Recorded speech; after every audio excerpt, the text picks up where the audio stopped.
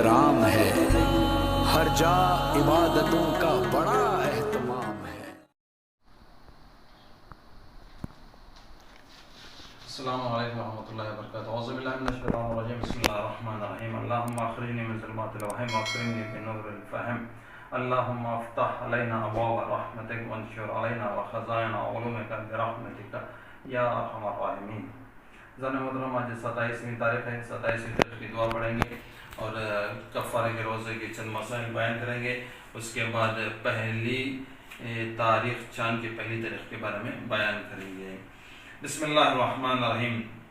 اللہم ارزقنی فیہ فضل لیلۃ القدر وسیر اموری فیہ من العسر الی اليسر واقبل معذری وحط عن الذنب والوزر یا رؤوف بالعباد الصالحین۔ خدایا اس شب میں میرے حصے میں شب قدر کی فضیلت قرار دے۔ 27ویں شب کی دعا میں اللہ سے انسان دعا کر رہا ہے کہ اس شب میں کہ مجھے شب قدر کی فضیلت کو عطا کر اور میرے مشکل امور کو آسان بنا دے، اس کے جتنے بھی مشکل امور ہیں ان کو آسان بنا دے، اور میرے عذر کو قبول فرما، اور اس سے اگر کوئی غلطی وغیرہ ہوگی تو اسے معاف کر کے اس کے اعمال کو قبول فرما، اور میرے گناہوں اور بوجھ کو ختم کر دے، اس کا جو گناہ ہے، اس کا بوجھ ہے اپنے اوپر، اس کو ختم فرما۔ اے نیک بندوں پر مہربان خدا، نیک بندوں پر زیادہ ہی تر اللہ مہربان ہوتا ہے۔ بسم اللہ الرحمن الرحیم۔ اگر روزہ دار ماہ رمضان میں روزہ دار بیوی سے جو سو رہی ہو جمع کرے تو اس پر یہ کفارہ واجب ہوتا ہے، اور اس کی بیوی کا روزہ صحیح ہے اور اس پر کوئی کفارہ واجب نہیں ہوتا۔ اگر انسان اپنی زوجہ کے ساتھ جو سو رہی ہوتی ہے، اگر وہ اس کے ساتھ جا کے جمع کرے گا تو وہاں پر اس کے اوپر ایک کفارہ واجب ہوتا ہے، اور اس کی بیوی کا روزہ صحیح ہے، اس کی بیوی کے اوپر کوئی کفارہ نہیں ہے۔ جو سو رہی عورت پہ اس کا شوہر جا کے جمع کرتا ہے تو صرف شوہر کے اوپر ایک کفارہ ہے، اور اس کی بیوی کا روزہ صحیح ہے اور اس کی بیوی کے اوپر کوئی کفارہ واجب نہیں ہے۔ دوسرا، اگر شوہر اپنی بیوی کو یا بیوی شوہر کو جماع کے علاوہ کوئی ایسا کام کرنے پر مجبور کرے جس سے روزہ باطل ہو جاتا ہے تو اس پر کوئی کفارہ نہیں ہے۔ اگر عورت یا مرد یا عورت دونوں ایک دوسرے کے اوپر جماع کے علاوہ کوئی ایسی چیز کے لیے مجبور کریں جس کے ذریعے سے روزہ باطل ہو جاتا ہے تو وہاں پر کوئی کفارہ واجب نہیں ہے۔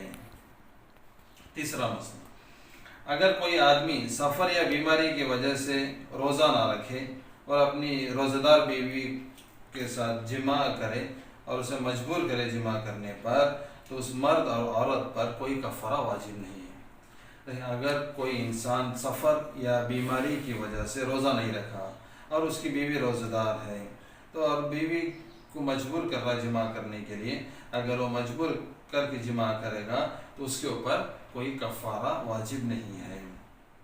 چوتھا مسئلہ، ضروری ہے کہ کفارہ ادا کرنے میں کوتاہی نہ کریں۔ اب انسان کے اوپر کفارہ واجب ہو گیا ہے تو کفارہ ادا کرنے میں دیری نہ کریں، اور فوری طور پر بھی ادا کرنا ضروری نہیں، جیسے اس کی حسب استطاعت ہوگی اپنے اعتبار سے ہی وہ کفارہ ادا کرے گا۔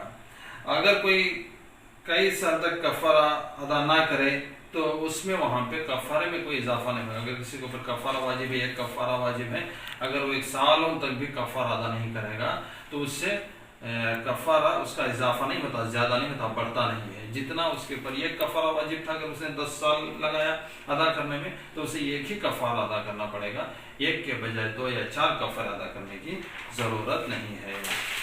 اب ہم چاند کی پہلی تاریخ کو کیسے انسان پہچانے گا کہ آج پہلی ہے یا نہیں ہے، 30 ہے یا 29 ہے، کیا ہے؟ دیکھیں، اگر 29 تاریخ ہو گئی یا 30 تاریخ ہو گئی، اگر انسان خود چاند دیکھ لے تو اس کے لیے وہ صحیح ہے۔ اگر وہ آسمان میں دیکھ رہا ہے کہ اسے چاند نظر آ رہا ہے تو رمضان کی پہلی تاریخ ہو یا شوال کی پہلی تاریخ ہو، اگر خود انسان دیکھ لیا کہ چاند نظر آ گیا تو اسے اگر رمضان کے 29-30 روزے گزرنے کے بعد خود وہاں پہ اسے اگلے دن کا روزہ نہیں رکھنا، اس کے لیے عید ثابت ہو جائے گی۔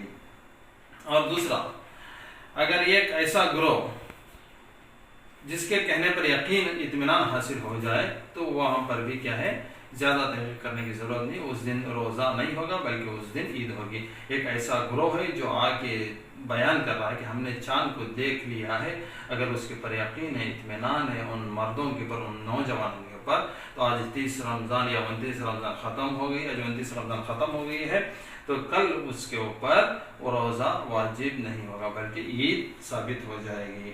یا دو عادل آدمی، عادل کا معنی کیا؟ عادل کا مطلب کہ انسان وہ جو محرمات سے پرہیز کرے، جو حرام کام کو انجام نہ دے اور واجب کام کو ترک نہ کرے، یہ عادل ہونے کی پہچان ہے۔ دو عادل آدمی ایسے ہیں جو حرام کام کرتے ہیں اور حلال کام کو چھوڑ دیں۔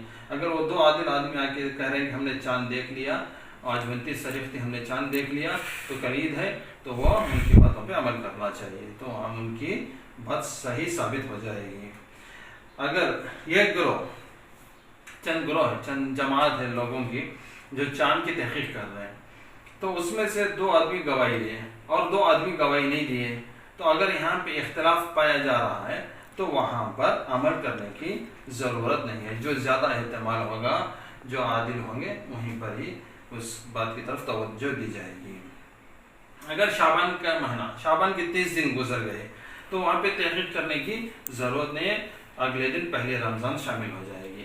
یا رمضان کے 30 دن گزر گئے تو پھر وہاں پہ چاند کی تحقیق کرنے کی ضرورت نہیں، اگر 30 دن گزر گئے تو خود بخود اگلا کیا ہے پہلی شوال ثابت ہو جائے گی۔ جب پہلی شوال ثابت ہو جائے گی تو عید کا دن بھی منایا جائے گا، وہاں پہ روزہ نہیں رکھا جائے گا۔